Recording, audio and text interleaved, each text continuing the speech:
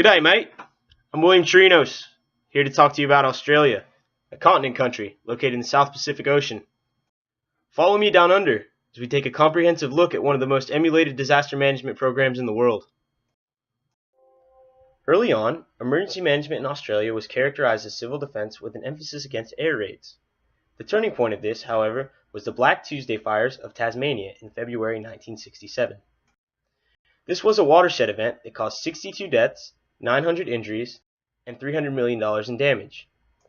It called for a national organization to deal with disasters, from which was born the Natural Disaster Organization, or NDO.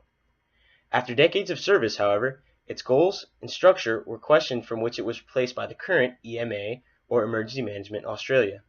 From here, emergency management functions were officially moved from the Department of Defense to the Office of the Attorney General.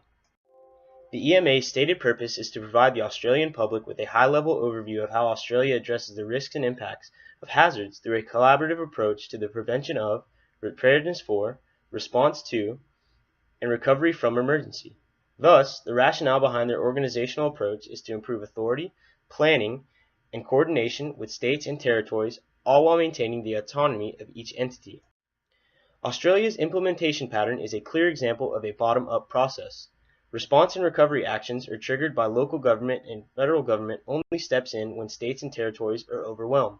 In fact, disaster management is one of the most decentralized aspects of their entire government, which is best explained by the Constitution that states that the protection of citizens' lives and properties rests primarily with states and territories.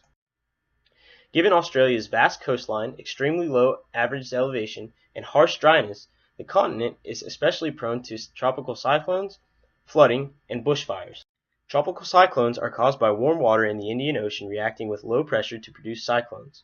They are extremely dangerous because of the destructive winds, heavy rainfall, flooding, and storm surge. About 2 cyclones a year contact Australia, which costs an average of $266 million annually. Because Australia is the flattest inhabited continent on Earth, their most costly disaster is flooding, which causes an estimated $400 million of damage per year. On the other hand, Australia is also the driest inhabited continent on Earth, which causes their next major disaster to be bushfires. Fires in Australia can be started easily from natural sources like lightning, or human sources like this guy. They spread quickly and can burn for days, harming the environment, property, and even lives should they spread fast enough. They cost the Australian people an average of $77 million annually. Australia is also mildly affected by severe storms, landslides, earthquakes, tornadoes, and technological threats such as chemical spills.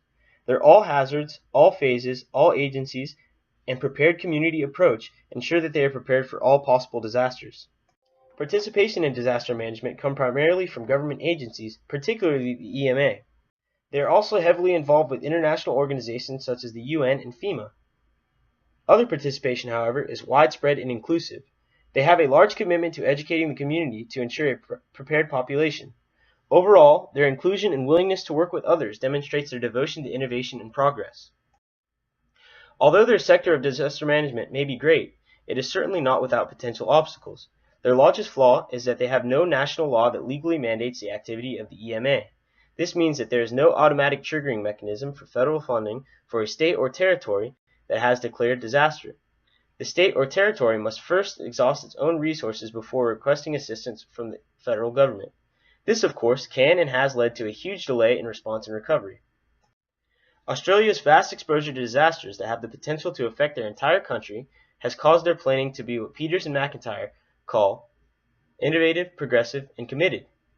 Each disaster has provided lessons to Australian disaster managers, which they have used to better themselves and create their many different organizations and levels of government. Overall, lessons learned from past disasters have set the stage for Australia to emerge as one of the most emulated sectors of disaster management in the world.